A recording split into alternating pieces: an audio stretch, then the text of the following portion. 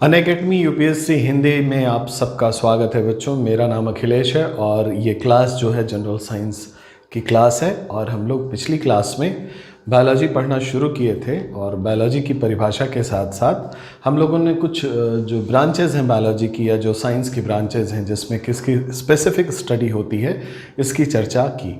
उम्मीद करता हूँ वो सारी जानकारी आप तक पहुँच गई होगी और आपने उस पर नोट्स बना लिया होगा। आइए इस चर्चा को आगे बढ़ाते हैं और आज की क्लास जो है हम सेल को जानने, कोशिका को जानने का प्रयास करेंगे कि कोशिका है क्या।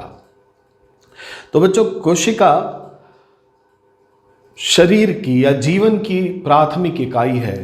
कोशिका से मिलकर के ही ये पूरा शरीर बना हुआ है। हम और आप सभी की शुरुआत जो होती है वो एक सिंगल सेल से होती है और वह एक कोशिका डिफरेंशिएट होकर के, डिवाइड होकर के, विभाजित होकर के इतने बड़े शरीर का रूप देती है। तो कोशिका क्या है बच्चों? जीवन की इकाई है। ये कोशिकाएं मिलकर के ऊतकों का निर्माण करती हैं और ऊतक मिलकर के अंग तंत्र का निर्माण करते हैं और सारे अंग तंत्र जब एक साथ मिलते हैं तो एक शरीर का निर्माण होता है। कोशिका की खोज का जो श्रेय जाता है बच्चों वो रॉबर्ट हुक को जाता है और रॉबर्ट हुक ने पहली बार कॉर्क आप समझते होंगे कि ट्रांसवर्स सेक्शन को सरल सूक्ष्मदर्शी के माध्यम से देखा और उन्होंने पाया कि मधुमक्खी के छत्ते के जैसी संरचना दिखाई पड़ती है और उसे इन्होंने सेल नाम दिया।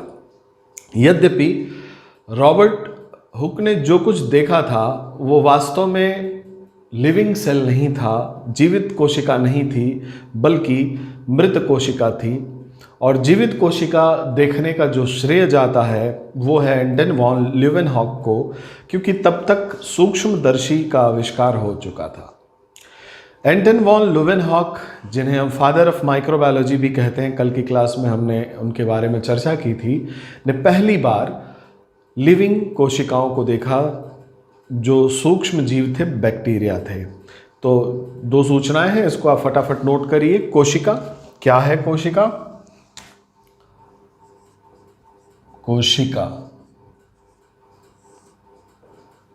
जीवन की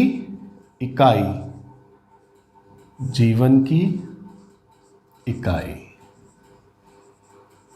कोशिका है unit of life, fundamental unit of life, structural and functional unit of life. ठीक है बच्चों, कोशिका की खोज का श्रेय जाता है रॉबर्ट हुक और इन्होंने क्या किया था? सरल सूक्ष्मदर्शी की सहायता से उस समय तक सरल सूक्ष्मदर्शी की सहायता से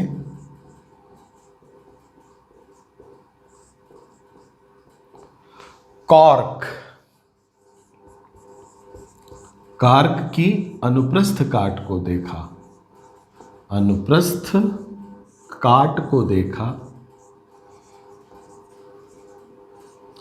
और इन्हें क्या दिखता है बच्चों? हनी कॉम्ब लाइक स्ट्रक्चर, मधुमक्खी के छत्ते जैसा कुछ दिखता है, हेक्सागोनल स्ट्रक्चर दिखता है, जिसको इन्होंने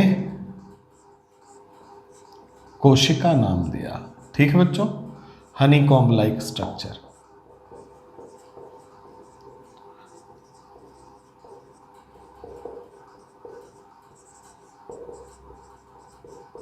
क्या देखा था?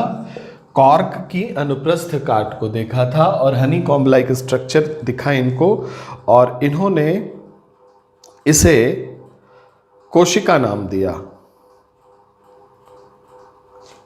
और इन्होंने, किसने? रॉबर्ट हुक साहब ने। ये घटना 1665 की है। कब देखा था ये? 1665 में देखा था और इस स्ट्रक्चर को इन्होंने सेल नाम दिया, सेल। और एक किताब भी लिख दी, माइक्रोग्राफिया।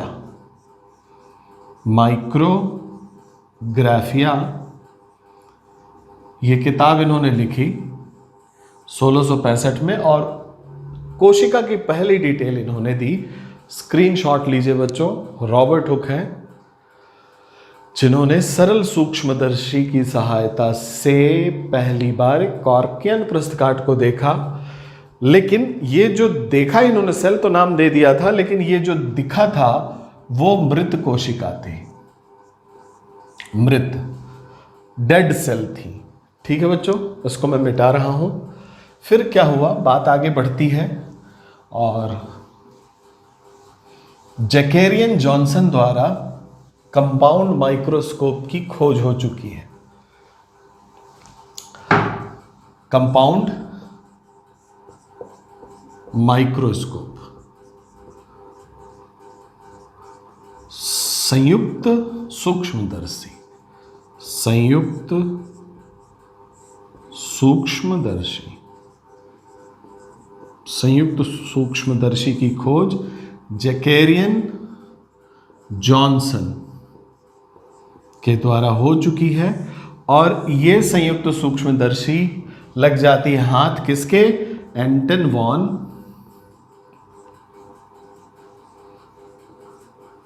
लिवेनहॉक के। ठीक है बच्चों, एंटन वॉन लिवेनहॉक के। और ये जो सेल देखते हैं वो पहला लिविंग सेल है। एंटन वॉन लिवेनहॉक बैक्टीरिया को देखते हैं पहली बार एज अ लिविंग सेल। ठीक है बच्चों, तो खोज का श्रेय भले जाता है रॉबर्ट हुक को, लेकिन पहली बार जो सेल देखा था, वास्तव में जो सेल देखा गया वो एंटन वॉन लिवेनहॉक के द्वारा देखा गया। अब क्या होता है बच्चों, सेल पे रिसर्च होने शुरू हो जाते हैं, काफ़ी रिसर्च होते हैं। तो हमें क्या जानकारी रखनी है, हमें तो परीक्षार्थी बनना है, तो हमें अपने काम की चीज़ें देखनी है। तो सेल पे जब रिसर्च होने लगे, कुछ दिनों के बाद सेल थियरी प्रपोज की गई, सेल का सिद्धांत प्रपोज किया गया। किसके द्वारा, श्लाइडेन और श्वान के द्वारा। तो श्लाइडेन और श्वान दो वैज्ञानिक थे, एक बॉटनिस्ट थे, एक जूलॉजिस्ट थे। इन दोनों ने मिलकर के सेल थियरी दी। क्या सेल थियरी दी वो देख लीजिएगा बच्चों। सेल थियरी, कोशिका सिद्धांत। कोई रॉकेट साइंस नहीं बताया इन्होंने, बहुत साधारण सी बात बताई। कोशिका सिद्धांत में इन्होंने पहली बात बताई कि the body is made up of cell. शरीर पूरा कोशिकाओं से बना हुआ है। कौन सी खास बात बताई, लेकिन उस समय ये बात खास थी क्योंकि उस समय कोशिका को लोग नया नया समझे थे, नया नया जाने थे। माइक्रोस्कोप बिल्कुल नया नया था, तो हर चीज़ जो है नई थी, इसलिए उस समय ये बहुत बड़ी बात थी। इन्होंने कहा कि all the living organism is composed of cell. समस्त जीवित प्राणी कोशिका द्वारा निर्मित है। समस्त जीवित प्राणी कोशिका द्वारा निर्मित हैं। कोशिकाओं से उनका निर्माण हुआ है, कोशिकाओं के विभाजन से और कोशिकाओं के डिफरेंशिएशन से पूरे के पूरे ऑर्गेनिज्म का निर्माण हुआ है। पहली बात बताई इन्होंने। दूसरी बात इन्होंने कहा कि कोशिका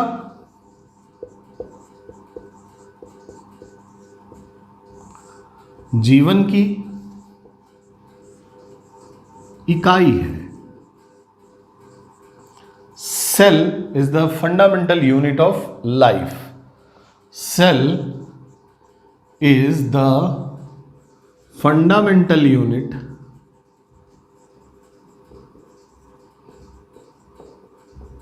ऑफ लाइफ।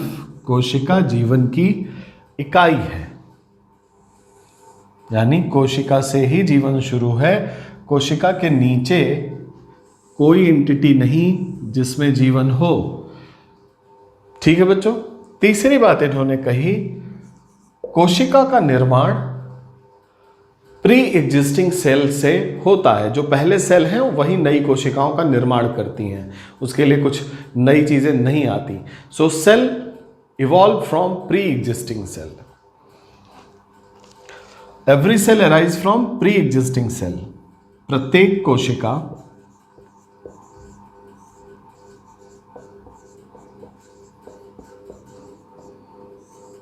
पहले से स्थित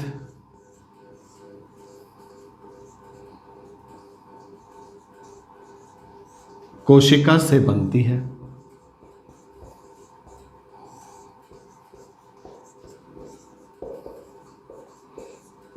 पहले से स्थित कोशिका से बनती है।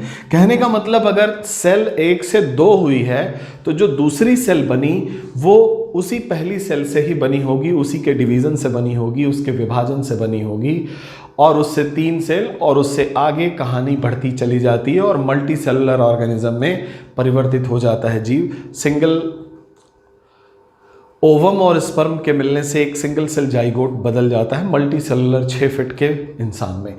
तो जस्ट इमेजिन कि क्या कहना चाह रहे हैं कि प्रत्येक कोशिका पहले से स्थित कोशिका से ही निकलती है। इसके लिए जो भी रॉ मटेरियल है उस कोशिका के अंदर है, सारी सूचनाएं कोशिका के अंदर हैं, नई कोशिका बनाने की जो भी क्षमता है उस कोशिका के अंदर है। सिर्फ कोशिका से कोशिका बनाने की क्षमता कोशिका में अंदर नहीं है, अपितु कोशिका से पूरा का पूरा ऑर्गेनिज्म डेवलप हो जाए इतनी क्षमता उस एक कोशिका के अंदर है, जिसको हम लोग टोटीपोटेंसी कहते हैं, total potential to develop into organism. हम लोग टिश्यू कल्चर में इस बात को ध्यान से और डिटेल में पढ़ेंगे। फिलहाल यहाँ हम लोग सेल थियरी पढ़ रहे हैं, प्रपोज्ड बाय श्लाइडेन एंड श्वान।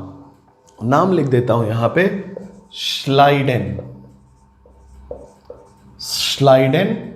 तथा श्वान द्वारा सेल थियरी दी गई। श्लाइडेन और श्वान ये दोनों जर्मन थे, बोथ आर जर्मन।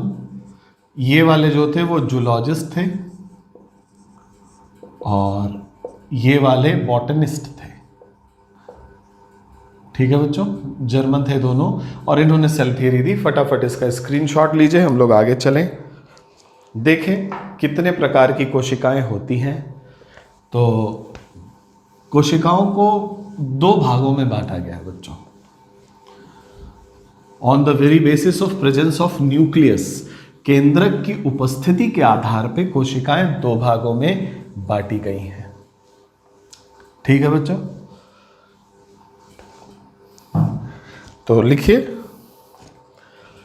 केंद्रक की उपस्थिति के आधार पर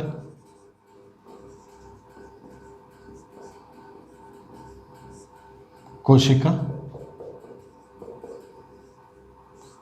2 भाग में। पहला है प्रोकैरियोटिक सेल।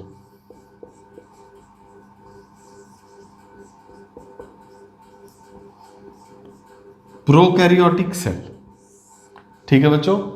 प्रोकैरियोटिक सेल वो कोशिकाएं होती हैं जिसमें केंद्रक ट्रू न्यूक्लियस नहीं होता, इंसिपिएंट न्यूक्लियस होता है, प्रारंभिक केंद्रक होता है। प्रिमिटिव जो केंद्रक था वो केंद्रक होता है, उसमें केंद्रक के चारों ओर आवरण डेवलप नहीं हुआ होता। तो प्रोकैरियोटिक सेल कौन सी कोशिकाएं हो गई? They are the cell lacking true nucleus. ये कोशिकाएं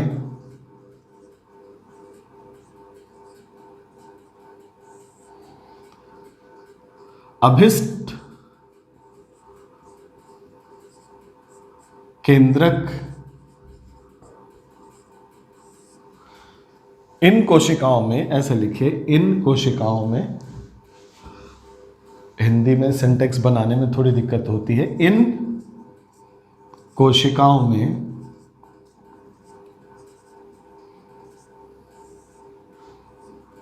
अभिष्ट केंद्रक, ब्रैकेट में लिख लीजिए, ट्रू न्यूक्लियस नहीं पाया जाता, नहीं पाया जाता। ट्रू न्यूक्लियस का मतलब क्या होता है बच्चों? केंद्रक।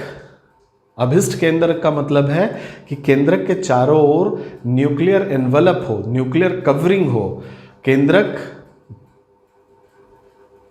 झिल्ली हो जिसके अंदर केंद्रक द्रव्य और जेनेटिक मटेरियल हो, वो है ट्रू न्यूक्लियस, जो कि प्रोकैरियोट्स में नहीं पाया जाता और यूकैरियोट्स में पाया जाता है। तो केंद्रक ट्रू न्यूक्लियस नहीं पाया जाता इन कोशिकाओं में, और साथ ही साथ सेल ऑर्गेनेल जो हैं, जो कोशिकांग हैं, कोशिकाओं में कोशिकांग पाए जाते हैं, कई सारे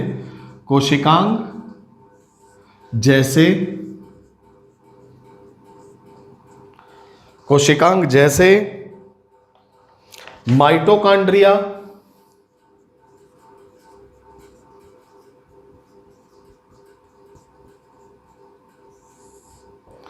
गोल्जी बॉडी, गाल्जी काय हिंदी में लिखते हैं, गाल्जी काय, माइटोकॉन्ड्रिया, गाल्जी काय, एंडोप्लाज्मिक रेटिकुलम, अंतःप्रद्रव्ययी जालिका, अंतःप्रद्रव्ययी जालिका, इंग्लिश में इसको कहते हैं एंडोप्लाज्मिक रेटिकुलम, वो बेहतर होगा, याद रखिए, एंडोप्लाज्मिक रेटिकुलम, शॉर्ट में ER। ठीक है बच्चों, इतने से ही आपको जानकारी हो जाए। माइटोकॉन्ड्रिया, गोल्जी काय, एंडोप्लाज्मिक रेटिकुलम नहीं पाए जाते, नहीं पाए जाते। कोशिकांग, माइटोकॉन्ड्रिया, गोल्जी बॉडी और एंडोप्लाज्मिक रेटिकुलम इत्यादि नहीं पाए जाते। और राइबोसोम,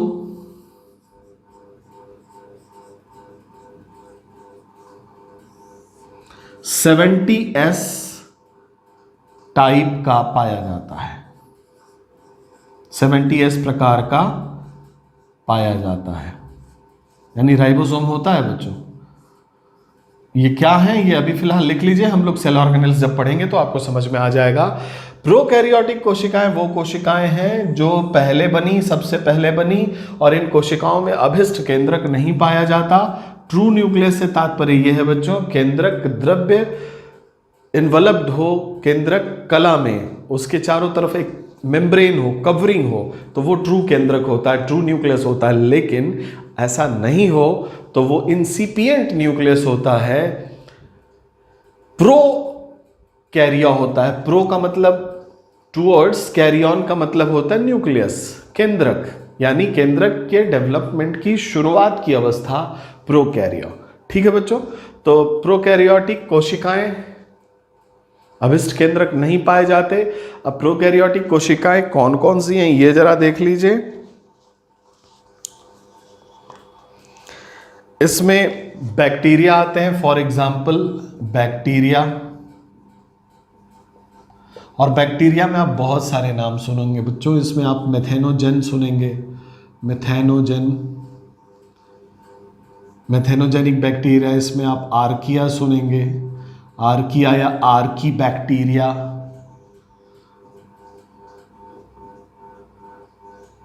ठीक है बच्चों। उसके बाद साइनोबैक्टीरिया यानी ब्लू ग्रीन एल्गी, इसकी चर्चा हम लोग कर चुके हैं। Blue green algae, cyanobacteria. नील हरित शैवाल,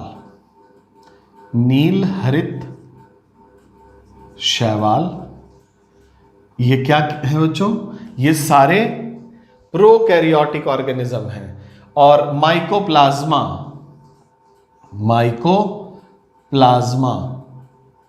ये क्या है? प्रोकैरियोटिक है। इनमें जो अभिष्ट केंद्रक है या सत्य केंद्रक वो नहीं पाया जाता, और इनमें सेल ऑर्गेनेल कोशिकांग जैसे कि mitochondria, Golgi apparatus, endoplasmic reticulum नहीं पाए जाते, लेकिन राइबोसोम पाया जाता है जो कि 70S टाइप का होता है। दो तरह के राइबोसोम होते हैं, हम यूकैरियोट लिखेंगे तो उसमें आपको समझ में आएगा। फटाफट स्क्रीनशॉट लीजिए। ये है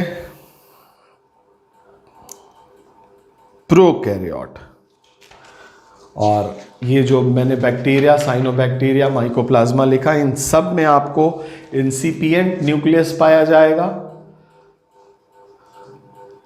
इंसिपिएंट न्यूक्लियस के साथ 70S राइबोसोम पाया जाएगा। ठीक है बच्चों, अब अगला है यूकैरियोट।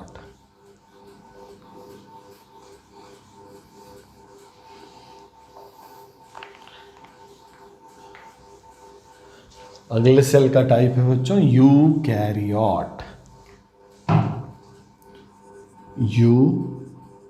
Eukaryote, eukaryotic cell. वो प्रोकैरियोटिक सेल थी, ये यूकैरियोटिक सेल है। यू का मतलब होता है ट्रू और कैरियो का मतलब होता है न्यूक्लियस। तो क्या हुआ, यूकैरियोटिक वो सेल्स हैं जिनमें ट्रू न्यूक्लियस पाया जाता है। ट्रू न्यूक्लियस, ट्रू न्यूक्लियस का तात्पर्य है बच्चों कि nucleus plus nuclear envelope. Nuclear envelope, ठीक है बच्चों। न्यूक्लियस के चारों तरफ न्यूक्लियर मेम्ब्रेन हो, न्यूक्लियर मेम्ब्रेन।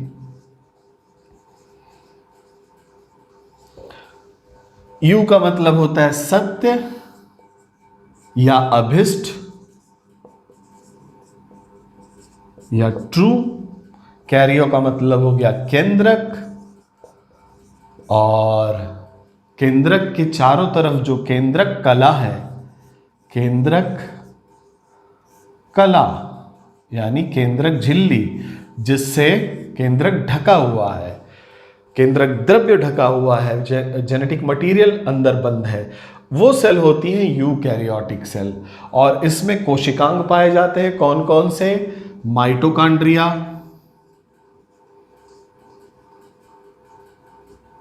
ये ऑल आर प्रेजेंट, ये प्रेजेंट है बच्चों। Mitochondria, endoplasmic reticulum, Golgi apparatus, Golgi body, और भी बहुत सारे कोशिकांग हैं जिसको हम देखेंगे। और इसमें जो राइबोसोम पाया जाता है बच्चों, राइबोसोम वो होता है 80S राइबोसोम। एस जो है स्वेडबर्ग यूनिट है, टाइप्स ऑफ राइबोसोम बताता है। अल्ट्रा सेंट्रीफ्यूगेशन किया गया जब राइबोसोम प्राप्त किया गया, तो स्वेडबर्ग कांस्टेंट के आधार पे इनका जो है सेपरेशन हुआ था। तो ऑन द वेरी बेसिस इनको जो है टाइप बता दिया गया। 80S राइबोसोम यूकैरियोटिक सेल में होते हैं, 70S राइबोसोम प्रोकैरियोटिक सेल में होते हैं। यूकैरियोटिक सेल में हम सभी आते हैं बच्चों।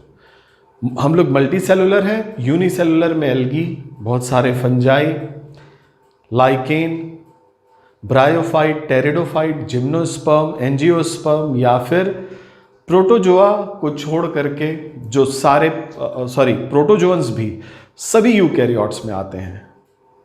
प्रोटोजोआ यूकैरियोट्स में आते हैं, ध्यान दीजिएगा, मैं गलती से बोल गया। Protozoans all are considered as eukaryotes.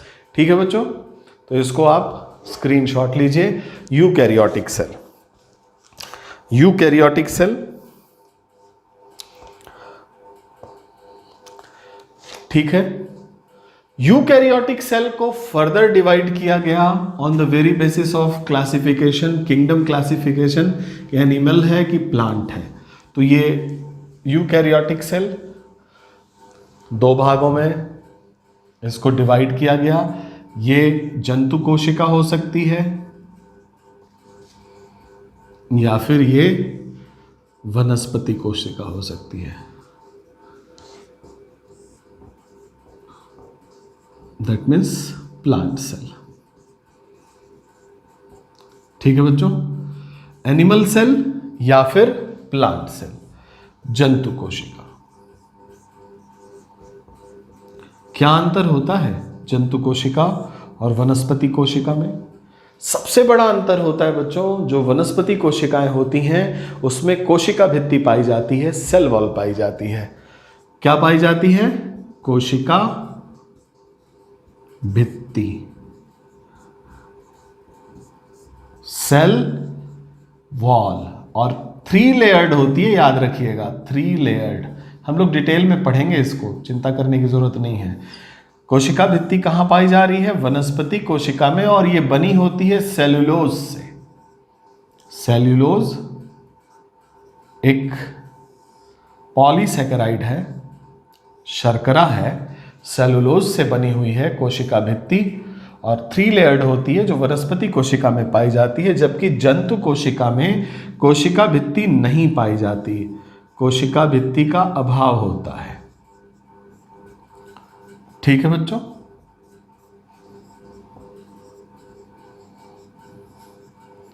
अभाव होता है। साथ ही साथ वनस्पति कोशिका में क्लोरोप्लास्ट पाया जाता है।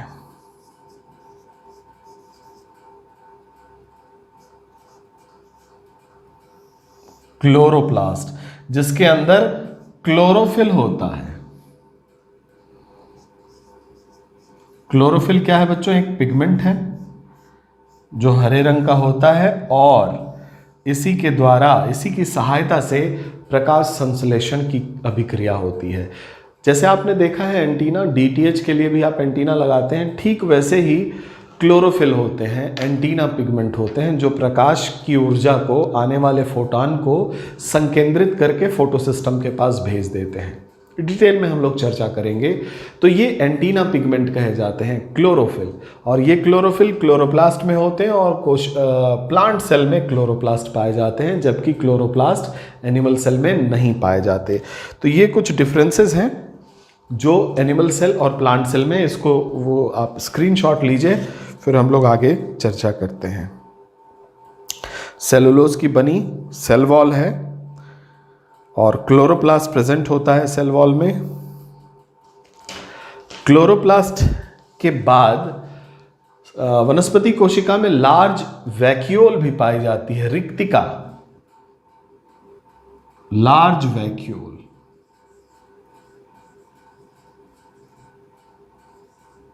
रिक्तिका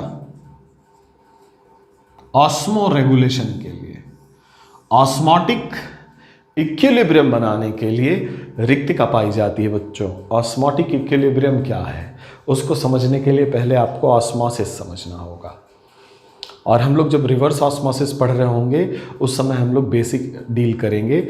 वैसे जान लीजिए, एक सेमी परमिएबल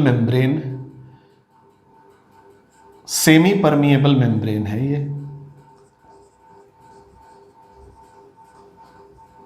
अच्छा, कुछ व्यवहारिक उदाहरण से समझने का प्रयास करते हैं, अन्यथा ये कठिन हो जाएगा। जैसे मान लीजिए आपने चने को पानी में डाल दिया, चना सुबह तक फूल जाता है, यानी पानी चने के अंदर प्रवेश किया। या फिर अगर आप किशमिश को सांद्र, जो आपका शुगर का सॉल्यूशन है, अगर उसमें आप डाल दें तो क्या होगा, वो किशमिश और पचक जाएगी, और उसे अगर आप पानी में डाल दें तो वो किशमिश फूल जाएगी। तो कुछ हो रहा है ना, जहां सांद्रता के कारण पानी का मूवमेंट हो रहा है, सॉल्वेंट का मूवमेंट हो रहा है। पानी क्या है? सॉल्वेंट है। तो सांद्रता जहां ज़्यादा होगी, सांद्रता का मतलब है जहां पे ज़्यादा शुगर थी, वहां पर पानी चला गया, और पानी में, प्योर वाटर में कोई सांद्रता नहीं थी, तो वहां से पानी चला गया आपको किशमिश के अंदर, क्योंकि वहां पे शुगर मिला हुआ है, पानी है, वहां कंसंट्रेशन ज़्यादा है शुगर का, तो वहां पे वाटर का मूवमेंट हो गया, और ये घटना कहलाती है ऑस्मोसिस। कई सारी घटनाएं आप देख सकते हैं नॉर्मल लाइफ में जो ऑस्मोसिस से संबंध रखती हैं। ठीक है बच्चों, वनस्पति कोशिका को ऑस्मोटिक बैलेंस करने के लिए एनवायरनमेंट में ज़्यादा उसका सामना होता है, ऑस्मोटिक बैलेंस से हमेशा करना होता है। That's why it has large vacuole. मैं इसको शॉर्ट में रखना चाह रहा हूँ, मैं डिटेल नहीं जाना चाह रहा कि आप लोगों को समस्या हो, इसलिए। तो लार्ज वैक्यूल इसलिए होता है बच्चों कि वनस्पति कोशिका ऑस्मोटिक इम्बैलेंस को रोक सके या उसको इक्विलिब्राइज कर सके। ठीक है बच्चों, बस इतना समझो। बहुत डिटेल में जाएंगे, बहुत अंदर से जाके समझाने में चीज़ें और कठिन हो जाएंगी, जो जीएस से आगे निकल जाएंगी और फिर वो ऑप्शनल की क्लास लगने लगेगी। तो ये है जंतु कोशिका और वनस्पति कोशिका में अंतर, इसको आप नोट डाउन कीजिए बच्चों। ठीक है, सेल के दो गुण यही चर्चा कर लेते हैं हम लोग। जरा सोचिए कि एक कोशिका है, एग, एक अंडाणु है और एक शुक्राणु है।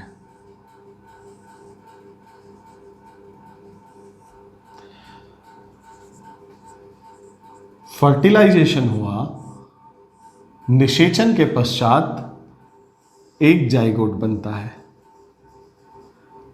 2n स्ट्रक्चर, यानी इसका न्यूक्लियस इसमें ट्रांसफर होता है, ये भी n है, ये भी n है, हैप्लॉइड दोनों हैं, और ये जाइगोट बनता है।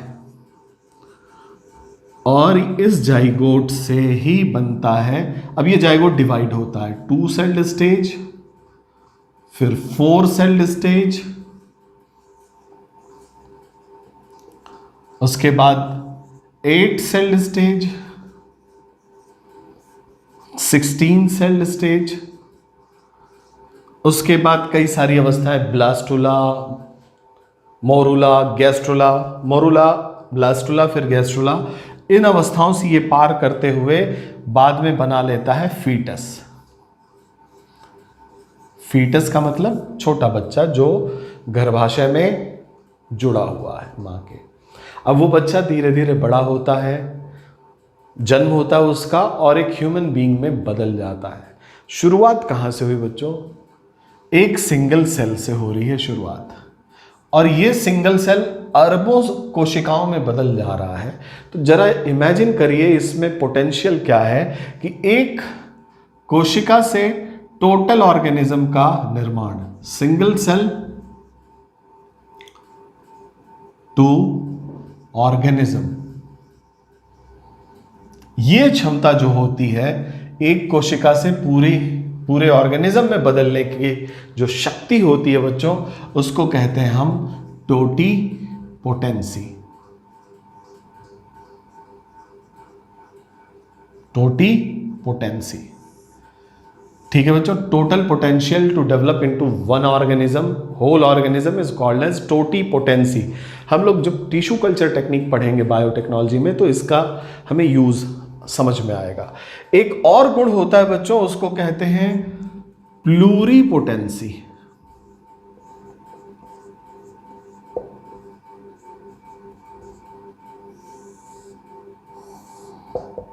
बहुशक्तता, बहुशक्तता, प्लूरीपोटेंसी, ये भी कोशिका का गुण होता है। अब जरा सोचिए, एक सेल से जाइगोट जब बन के सेल में डिवाइड हो रहा है तो एक स्टेज में एम्ब्रियो बनता है।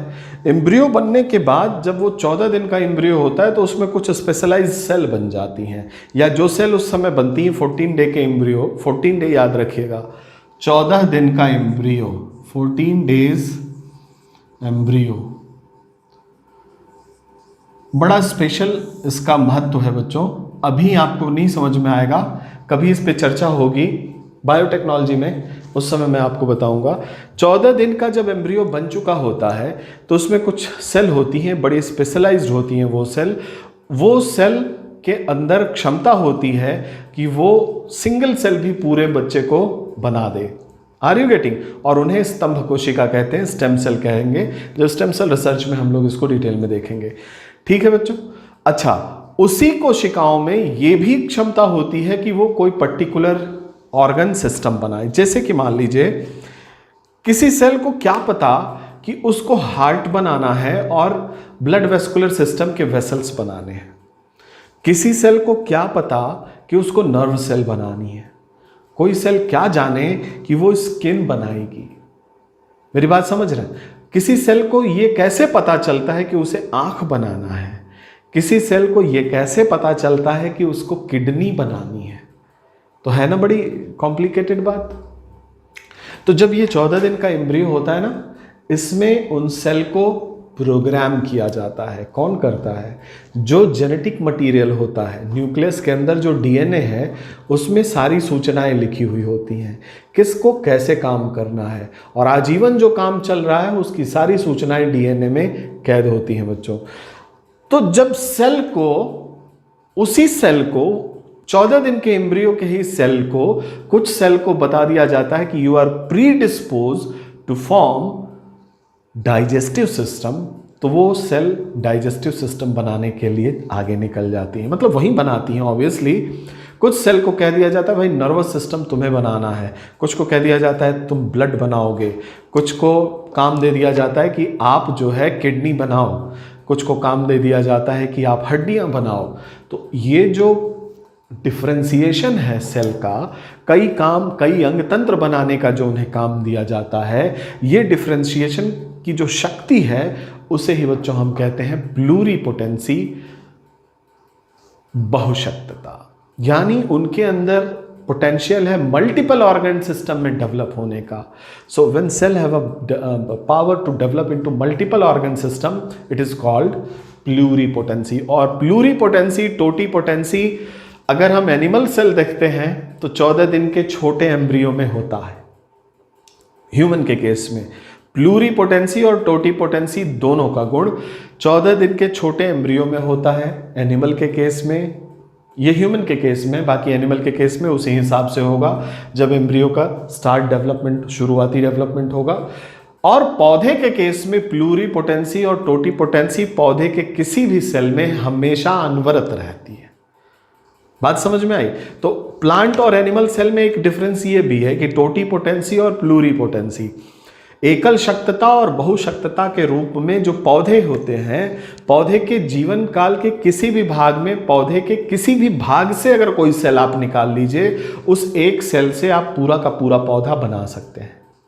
हम लोग ये टिश्यू कल्चर टेक्निक में डिटेल में देखेंगे। जबकि एनिमल के केस में 14 दिन का कम एम्ब्रियो, एनिमल कहना गलत होगा, ह्यूमन के केस में 14 दिन से कम के एम्ब्रियो में टोटीपोटेंसी और प्लूरीपोटेंसी का गुण होता है। और उस रिसर्च को जिसमें हम 14 दिन के कम के एम्ब्रियो के सेल को लेकर के कुछ भी बनाने की क्षमता रखते हैं, उसी को हम स्तंभ कोशिका से संबंधित अनुसंधान कहते हैं, जिसको हम लोग पढ़ेंगे। और रीजनरेटिव मेडिसिन नाम का एक नया ब्रांच है बच्चों साइंस का, जिसमें हम स्तंभ कोशिका या स्टेम सेल रिसर्च को पढ़ेंगे, आगे आएगा, इसको देखेंगे। फिलहाल अभी हम लोग बेसिक साइंस देख रहे हैं, और बेसिक साइंस में मैं आपको समझा रहा हूं प्लूरीपोटेंसी और टोटीपोटेंसी। प्लूरीपोटेंसी का मतलब है एक ही सेल के अंदर कई सारे अंग तंत्र में डेवलप होने की क्षमता प्लूरीपोटेंसी कहलाती है। और एक ही सेल में यह क्षमता कि वो पूरा का पूरा ऑर्गेनिज्म बन जाए, उसको कहते हैं टोटीपोटेंसी। यानी टोटीपोटेंसी कहीं बड़ा रूप है प्लूरीपोटेंसी से। प्लूरीपोटेंसी तो मल्टीपल ऑर्गन सिस्टम में डेवलप होने की बात कह रहा है कि वो किडनी भी बना सकता है, वो ब्लड वेस्कुलर सिस्टम बना सकता है, वो नर्वस सिस्टम बना सकता है। बट जो टोटीपोटेंसी है वो पूरा का पूरा ऑर्गेनिज्म बना सकता है। एंड इन दैट ऑर्गेनिज्म ढेर सारी सेल होंगी जो डिफ्रेंशिएट होंगी pluripotently. Are you getting this? तो प्लूरीपोटेंसी क्या है? कई सारे अंग तंत्रों को बनाने की क्षमता। टोटीपोटेंसी क्या है? पूरा का पूरा ऑर्गेनिज्म बनाने की क्षमता सिंगल सेल में। और ये जो स्टेम सेल होती है उनमें पाया जाता है। हम लोग देखेंगे स्टेम सेल रिसर्च में। इसको फटाफट आप स्क्रीनशॉट लीजिए, मैं इसकी परिभाषा लिख देता हूं। प्लूरीपोटेंसी,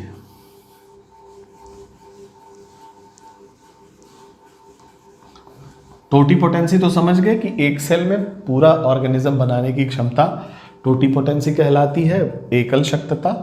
और बहुशक्तता में क्या है बच्चों? एक कोशिका के भीतर डिफरेंशिएट होकर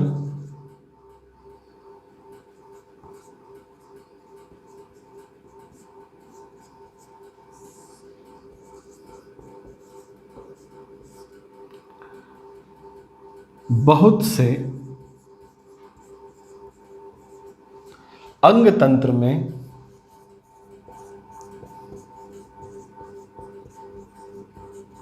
विकसित हो जाने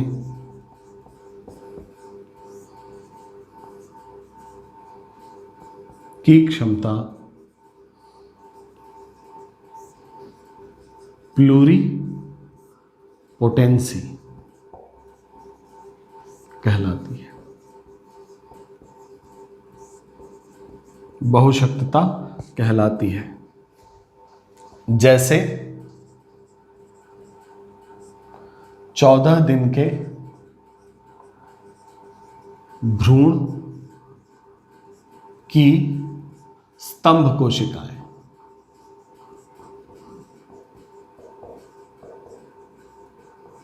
चौदह दिन से कम के भ्रूण की, 14 दिन याद रखिएगा, इससे कम के भ्रूण की जो मानव भ्रूण है उसकी स्तंभ कोशिकाएं, they can be developed into any kind of organ system और पर्टिकुलर ऑर्गन, उनमें ये क्षमता होती है। ठीक है बच्चों, तो ये बात हम लोग कर रहे थे सेल की, एनिमल सेल और प्लांट सेल में अंतर। इसको जरा आप स्क्रीनशॉट लीजिए। आगे चलते हैं हम लोग। सेल देखा जा चुका है, लेकिन सेल ऑर्गेनेल्स नहीं देखे जा सकते कंपाउंड माइक्रोस्कोप से। अगर उनको देख भी सकते हैं तो सिर्फ 2 डायमेंशनल स्ट्रक्चर ही हम देख सकते हैं, उसका अध्ययन नहीं कर सकते जो कंपाउंड माइक्रोस्कोप था उसकी सहायता से। इसके लिए जो माइक्रोस्कोपी है उसे और डेवलप होना था, और डेवलप होकर के आ जाते हैं नॉल और रस्का, 2 वैज्ञानिक आते हैं जिन्होंने इलेक्ट्रॉन माइक्रोस्कोप का आविष्कार करते हैं। नाम है knoll and Ruska. They have discovered electron microscope. Electron microscope में क्या होता है बच्चों, आप देखने के लिए प्रकाश की जगह इलेक्ट्रॉन बीम का यूज करते हो। आप क्या करते हो, इलेक्ट्रॉन बीम, इलेक्ट्रॉन की एक बीम आप भेजते हो, उस वस्तु पे पड़ती है, और यह इलेक्ट्रॉन बीम उस वस्तु की 3D इमेजिंग करती है। 3D इमेजिंग, और वो भी कई गुना बड़ा। तो इलेक्ट्रॉन माइक्रोस्कोप आ जाने से सेल ऑर्गेनेल्स की स्टडी होने लगी, सेल ऑर्गेनेल्स और डिटेल में पढ़े जाने लगे, और उसका इन्वेंशन किया था नॉल और रस्का ने। फटाफट स्क्रीनशॉट लीजिए। अब चलते हैं कि सेल ऑर्गेनेल्स एक एक करके हम लोग देख लें जो प्रमुख सेल ऑर्गेनेल्स हैं। कोशिकांग,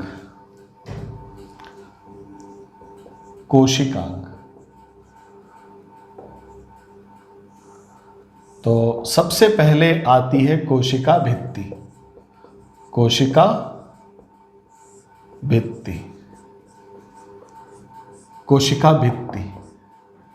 सेल वॉल। ठीक है बच्चों, किसकी बनी होती है, सेल्यूलोज की। किसमें होती है, प्लांट्स में। ठीक, सेल्यूलोज की बनी होती है कोशिका भित्ति, और ये 4 लेयर की होती है। It is made up of 4 layer.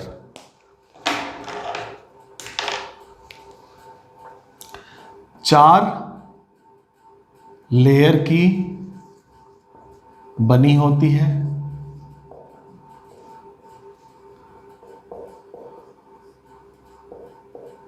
ठीक है बच्चों, पहली लेयर है प्राथमिक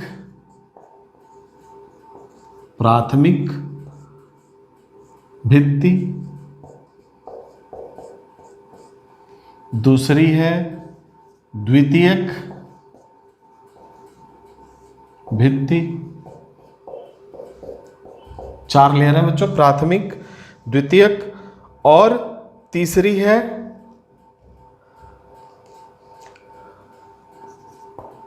तृतीयक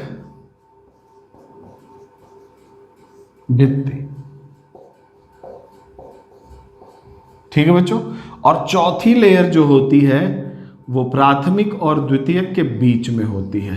चौथी याद रखिएगा, चौथी लेयर होती है प्राथमिक और द्वितीयक के बीच में, और इसका नाम होता है middle lamella.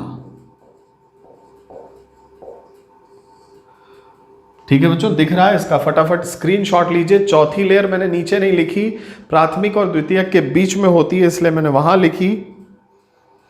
Primary and secondary cell wall के बीच में होती है मिडिल लेमेला।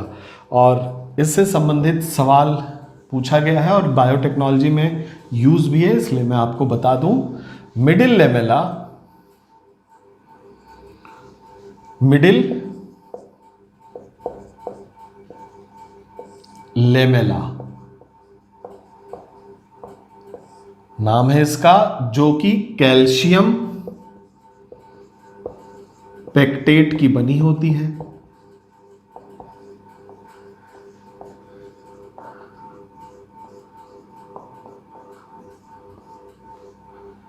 ठीक है बच्चों, कैल्शियम पेक्टेट की बनी होती है, इतना ध्यान रखिएगा। अब आप कहानी सुनिए। यह कैल्शियम पेक्टेट कोशिका भित्ति को हार्डनेस प्रोवाइड करता है, मतलब इसी कैल्शियम पेक्टेट के कारण कोशिका भित्ति कड़ी होती है। जैसे जब आप कच्चे फल को देखें तो उसकी जो कोशिका भित्ति होती है कच्चे फल की, वो टाइट होती है, और जब वो पकने लगता है तो वो कोशिका भित्ति लूज हो जाती है, ढीली हो जाती है। उसका कारण यही होता है बच्चों, एक एंजाइम रिलीज होता है उस फल में, बीटा गैलेक्टुरोनेज एंजाइम। नाम से घबराइएगा मत। कौन सा एंजाइम है? एंजाइम का नाम है बीटा गैलेक्टुरोनेज, गैलेक्टुरोनेज एंजाइम। ये क्या करता है बच्चों? ये एंजाइम इस कैल्शियम पेक्टेट को डिसॉल्व कर देता है, गला देता है। बीटा गैलेक्टुरोनेज एंजाइम कैल्शियम पेक्टेट को गला देता है, डिसॉल्व कर देता है। और चूंकि इसी के कारण हार्डनेस था, ठोस जो सेल वॉल थी इसी के कारण थी। अब जब कैल्शियम पेक्टेट गल जाएगी तो जो कोशिका भित्ति होगी इसमें से मिडिल लेमेला समाप्त हो जाएगी, ये चौथी लेयर खत्म हो जाएगी। और जैसे ही चौथी लेयर खत्म हो जाएगी ये भित्ति मुलायम हो जाएगी, डेलिकेट हो जाएगी। तो जब फल पक जाता है तब कोशिका भित्ति मुलायम होती है, और फल के पकने में बीटा गैलेक्टुरोनेज एंजाइम का कार्य है कि वो कैल्शियम पेक्टेट को घुला करके समाप्त कर दे, उसको डिसॉल्व कर दे। ठीक है बच्चों, अब यहीं से एक छोटी सी समस्या आपके सामने आती है। टमाटर आपने देखा है, टमाटर को अगर आप उसको रख दें ऐसे चुपचाप तो 8-10 दिन में वो टमाटर सड़ के खत्म हो जाएगा। अब उस टमाटर की शेल्फ लाइफ आपको बढ़ानी है, यानी वो 8-10 दिन में न गले, यूज करने लायक हो। तो आप क्या करेंगे? ये जो मिडिल लेमेला उस टमाटर के अंदर वो लेयर है वो बची रहे, कंजर्व रहे, ऐसा आप चाहेंगे? वो कंजर्व तभी रहेगी जब ये एंजाइम काम ही ना करे, तभी तो वो कैल्शियम पेक्टेट बनी रहेगी। इस एंजाइम को काम न करने के लिए, यानी इस एंजाइम को जो जीन बना रहा है, अगर उस जीन को नॉक डाउन कर दें आप, उसको मार के एंटीसेंस टेक्निक से उसे एक्सप्रेस ना होने दें, कहें कि अब तुमको चुप रहना है, तो वो एंजाइम बनेगा नहीं। और जब एंजाइम बनेगा नहीं तो कैल्शियम पेक्टेट डिसॉल्व नहीं होगी, और कैल्शियम पेक्टेट डिसॉल्व नहीं होगी तो टमाटर कच्चे से पकेगा नहीं, और पकेगा नहीं तो सड़ेगा नहीं। मेरी बात समझ गए? यानी उस टमाटर का जो शेल्फ लाइफ था वो बढ़ा दिया गया। कैसे बढ़ाया गया? ये एंजाइम जो था ना, बीटा गैलेक्टुरोनेज एंजाइम, इस एंजाइम को बनाने वाला जीन था उसी फल में। एक फल के जो डीएनए था, प्लांट का डीएनए, उसमें ये जीन था जिससे ये एंजाइम बन रहा था और ये एंजाइम इस कैल्शियम पेक्टेट को गला रहा था। अब आपने क्या किया, इस जीन को एंटीसेंस टेक्निक से रोक दिया। रोकने का मतलब इसको एंटीसेंस टेक्निक से गन पॉइंट पे लिया और कहा कि तुझे एक्सप्रेस नहीं होना है, तू चुपचाप बैठेगा। तो ये चुप बैठ गया। बीटा गैलेक्टोरोनेज एंजाइम उत्पन्न ही नहीं हुआ, कैल्शियम पेक्टेट डिसॉल्व नहीं हुआ। तो टमाटर जो 10 दिन में गल जाता था उसकी सेल्फ लाइफ 40 से 45 दिन हो गई। अब ज़रा फ़ायदा देखिए इसका। 40 से 45 दिन जब कैल्शियम पेक्टेट बचने से, वो मिडिल लेमेला बचने से अगर उसकी लाइफ बढ़ जाती है, तो वो टमाटर जिस किसान के पास पैदा होता और बाज़ार के बीच की जो दूरी है उसको आसानी से पूरा करके और आराम से उसको यूटिलाइज किया जा सकता है, क्योंकि उसकी शेल्फ लाइफ बढ़ गई। पहले क्या था, सोर्स से सिंक तक पहुंचते पहुंचते आधा से ज़्यादा टमाटर खराब हो जाते थे। लेकिन बायोटेक्नोलॉजी ने यह काम किया और एक टमाटर बनाया जिसका नाम आपको पता है, ज़रा कमेंट करके बताइए। यस, ऐसा टमाटर बना, उसका नाम था फ्लेवर सैवर। क्या नाम था बच्चों? फ्लेवर सैवर। ठीक है। अब चूंकि हम लोग ये जनरल साइंस पढ़ रहे हैं, लेकिन जो ऑब्जेक्टिव है दिमाग में वो है बायोटेक्नोलॉजी, तो उसके बेस को हम लोग थोड़ा थोड़ा पढ़ते चलेंगे जनरल साइंस में। इसका फटाफट स्क्रीनशॉट लीजिए बच्चों। हम लोग बात कर रहे हैं सेल वॉल की, जिसमें 4 लेयर होते हैं। उस 4 लेयर में प्राथमिक, द्वितीयक और तृतीयक सेल वॉल होती हैं और प्राथमिक द्वितीयक लेयर के बीच में मिडिल लेमेला होती है। और ये मिडिल लेमेला कैल्शियम पेक्टेट की बनी होती है जो इस भित्ति को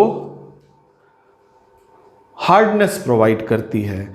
इस मिडिल लेमेला को समाप्त करने के लिए, डिसॉल्व करने के लिए, नेचुरल प्रोसेस है क्योंकि जब तक फल पकेगा नहीं वो अच्छा नहीं लगेगा, उसके लिए एक एंजाइम प्रोड्यूस होता है बीटा गैलेक्टोरोनेज एंजाइम।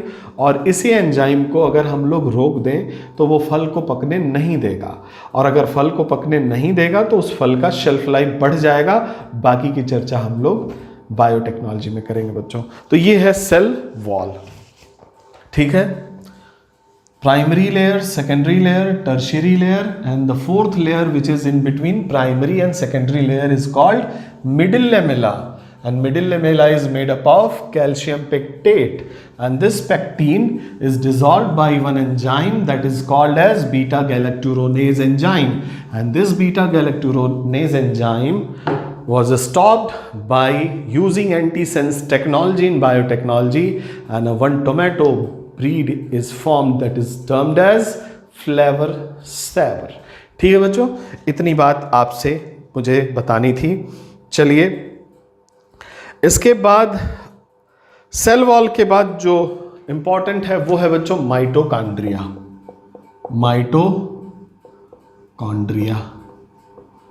आपने पढ़ा होगा. माइटोकॉन्ड्रिया को क्या कहते हैं? कोशिका का ऊर्जा गृह, पावर हाउस ऑफ सेल. कोशिका का ऊर्जा गृह, पावर हाउस क्यों कहते हैं? क्योंकि यहीं श्वसन हो रहा होता है. श्वसन ज़्यादातर लोग श्वसन का मतलब समझते हैं सांस लेना, बट वो श्वसन नहीं है, वो ब्रीदिंग है. श्वसन में क्या होता है बच्चों? आपके शरीर में भी श्वसन, जो आप कहते हैं श्वसन अंग, एक्चुअली जो ऑक्सीजन आप लेते हैं वो जाकर के ये वाला काम करती है. आपके भी माइटोकॉन्ड्रिया में ये होता है, ठीक है. तो श्वसन, जो आप सांस लेते हैं छोड़ते हैं, दैट इज ब्रीदिंग. और जो माइटोकॉन्ड्रिया के अंदर अभिक्रिया हो रही होती है, जहां ग्लूकोज को तोड़ के एटीपी बनाया जा रहा है, वो असली श्वसन है. ठीक है बच्चों. तो श्वसन की अभिक्रिया हो रही है जहां ग्लूकोज ऑक्सीजन के प्रेजेंस में टूटता है और एटीपी बनती है. एटीपी क्या है बच्चों? एडिनोसिन ट्राइफॉस्फेट एक केमिकल है जिसमें केमिकल एनर्जी स्टोर्ड होती है। केमिकल एनर्जी, ग्लूकोज को तोड़ा, एटीपी में बदला, एडिनोसिन ट्राइफॉस्फेट, इसमें केमिकल एनर्जी स्टोर्ड होती है और ये एटीपी कोशिका के द्वारा उपयोग में लाई जाती है। किसी भी मेटाबॉलिक कार्य को करने के लिए कोशिका ऊर्जा का उपयोग करती है और वो ऊर्जा का उपयोग एटीपी के रूप में होता है। कोशिका इसे लेती है और अपना काम करती है। कोई भी काम होगा, जैसे मान लीजिए कोशिका को डिवाइड होना है तो सेल प्लेट बनानी है, तो उसमें उसे एनर्जी लगेगी। कोशिका ने एटीपी लिया, सेल प्लेट बनाई और एडीपी के रूप में निकाल दिया, एडिनोसिन डाइफॉस्फेट। यानी एक फॉस्फेट बॉन्ड के टूटने से जो ऊर्जा विमुक्त हुई वो कोशिका के द्वारा ले ली गई और एडिनोसिन डाइफॉस्फेट में उसे छोड़ दिया गया। ये एडिनोसिन डाइफॉस्फेट फिर आएगा इलेक्ट्रॉन पंप के पास जो माइटोकॉन्ड्रिया में लगा हुआ है, वहाँ फिर से वो एटीपी में परिवर्तित हो जाएगा। बहुत डिटेल में मत जाइए, आप परेशान हो जाएंगे। फिलहाल बस ये जानिए माइटोकॉन्ड्रिया क्या है। कोशिका का ऊर्जागृह है, पावर हाउस ऑफ सेल है, जहाँ श्वसन की अभिक्रिया हो रही होती है, ग्लूकोज टूटता है एटीपी में और ये एटीपी ऊर्जा के रूप में यूज कर लिया जाता है, इसीलिए इसे ऊर्जा सिक्का कहा जाता है या ऊर्जा करेंसी। ठीक है बच्चों, एटीपी को ऊर्जा करेंसी कहते हैं या ऊर्जा सिक्का कहते हैं। क्यों कहते हैं? क्योंकि इसमें जो केमिकल एनर्जी स्टोर्ड होती है, जो रासायनिक ऊर्जा इसमें स्टोर्ड होती है, वो कोशिका के द्वारा उपयोग में लाई जाती है और एटीपी एडीपी में परिवर्तित हो जाता है। और ये माइटोकॉन्ड्रिया, इसमें एक स्पेशलिटी है बच्चों, इसमें अपना डीएनए होता है। कोशिका में दो ऐसे कोशिकांग हैं जिसमें अपना डीएनए होता है, एक है माइटोकॉन्ड्रिया, दूसरा है क्लोरोप्लास्ट। ठीक है बच्चों, इसका ध्यान रखिएगा, बहुत इंपॉर्टेंट बात आपको बता रहे हैं। माइटोकॉन्ड्रिया में अपना डीएनए होता है, अपना डीएनए, अपना का मतलब माइटोकॉन्ड्रिया का, आपका तो है ही न्यूक्लियस में, but mitochondria contain it's own DNA और इसका रोल आपको बायोटेक्नोलॉजी में बताएंगे जब आपसे हम 3 पेरेंट्स बेबी डिस्कस कर रहे होंगे। Mitochondria contains its own DNA, ये बात स्टार लगा करके आप याद करें और इसको ध्यान में रखें। Mitochondria and chloroplast both contains its own DNA, that's why they are called as semi autonomous structure. इनको कहते हैं semi autonomous, semi autonomous structure, क्योंकि इनका अपना भी डीएनए होता है। अपने डीएनए होने के कारण इन्हें सेमी ऑटोनॉमस स्ट्रक्चर कहते हैं। किसको? माइटोकॉन्ड्रिया को और क्लोरोप्लास्ट को। ठीक है बच्चों, जब क्लोरोप्लास्ट पढ़ेंगे तो इसको डिटेल में करेंगे। माइटोकॉन्ड्रिया याद रखिएगा अपना डीएनए होता है और अपना डीएनए इसका बड़ा कमाल करता है। 3 पेरेंट्स बेबी में इसको हम लोग डिटेल में पढ़ेंगे। और माइटोकॉन्ड्रिया को कोशिका का ऊर्जागृह कहते हैं। फटाफट स्क्रीनशॉट लीजिए। ठीक है बच्चों,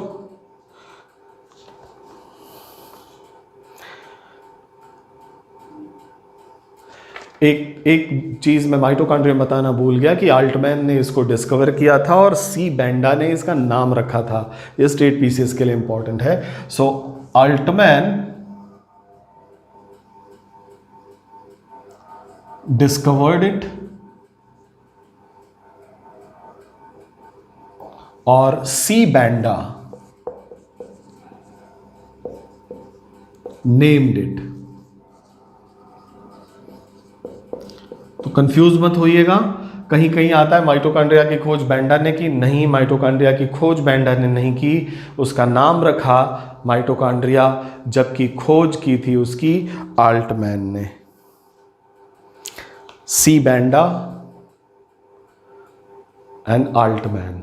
ठीक है बच्चों, ये है माइटोकॉन्ड्रिया। और आज का समय समाप्त होता है। आपसे 2-3 चीज़ें मैंने कही है। एक तो कैल्शियम पेक्टेट या पेक्टीन या मिडिल लेमेला आपको दिमाग में रहनी चाहिए। दूसरा, mitochondria it is not important for UPSC but important for state PCS. But the thing which is important for UPSC is अपना डीएनए, जिसका अपना 16,500 बेस पेयर का अपना डीएनए होता है। हम लोग डिटेल में चर्चा करेंगे। 37 ऐसे जीन होते हैं जिसको डेलीटेरियस इम्पैक्ट कॉज करते हैं, जो माइटोकॉन्ड्रिया के जीन में होते हैं और जिससे आदमियों में कई सारी बीमारियां होती हैं। ठीक है बच्चों, तो इस पॉइंट पे मैं आपसे आज की क्लास को समाप्त करने की इच्छा व्यक्त करता हूं। अगली क्लास में हम लोग मिलेंगे। जनरल साइंस में बायोलॉजी चलेगा और साइंस टेक में हम लोग बायोटेक्नोलॉजी पढ़ने वाले हैं। बहुत ही मज़ा आने वाला है बच्चों। बायोटेक्नोलॉजी पढ़ के आप बहुत खुश होगे, बहुत आनंद आएगा, क्योंकि उसके क्षेत्र इतने काम वाले हैं। कृषि में, मेडिसिन में, मतलब कि आप सोच लो बायोटेक्नोलॉजी से ह्यूमन बीइंग को कितना लाभ होता है। हम ये देखेंगे अगली क्लास में। तो सारी आने वाली क्लासेस इंपॉर्टेंट हैं। Please like, subscribe and share, और ये आपकी तैयारी में भी मदद करेंगे, इसमें कोई दो राय नहीं। Thank you for today.